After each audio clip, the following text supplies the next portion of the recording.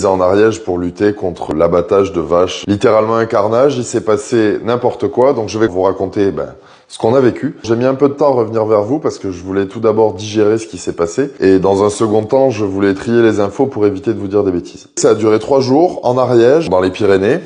Il n'a pas fait trop froid, mais quand même. Pendant 3 jours, on avait pas de chaise, pas d'abri, pas de toilette, que la deuxième nuit il a plu, on dormait dans nos voitures, enfin c'était assez roots. On a fait ce qu'on a pu, et puis au bout d'un peu plus de 24 heures, on a été rejoint par tous les principaux décisionnaires de la Confédération paysanne, de la coordination rurale, etc.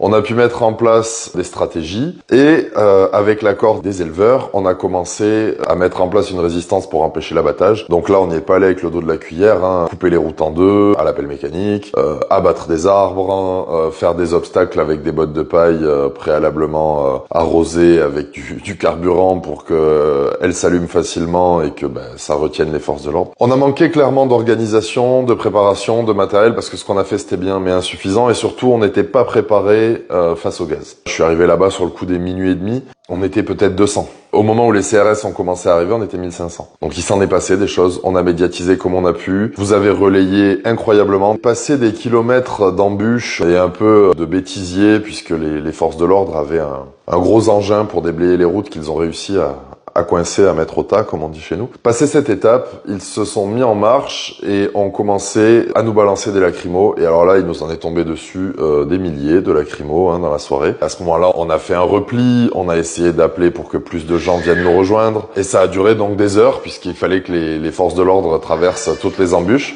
À force de nous tirer des cartouches de gaz, ils sont arrivés face à un gros obstacle. Et là, on ignore pourquoi ils se sont mis à arrêter de tirer des gaz. Donc on est parti à quelques dizaines se rapprocher des boucliers, des CRS. Et là on s'est mis à discuter avec eux. Il y a eu des chants. La Marseillaise, le chant des Patriotes, Secanto.